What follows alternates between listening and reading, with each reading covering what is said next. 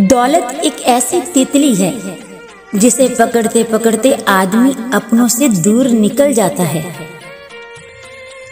ठुकरा दो अगर दे कोई जिल्लत से समंदर, ठुकरा दो अगर दे कोई जिल्लत से समंदर, इज्जत से जो मिल जाए वो कतरा भी बहुत है। आधा अधूरा कुछ नहीं होता, आधा अधूरा कुछ नहीं होता, या तो सब कुछ होता है या फिर कुछ भी नहीं होता। इसलिए छोड़ दें तो मुकम्मल छोड़ दें, किसी को अपनाएं तो पूरा अपनाएं।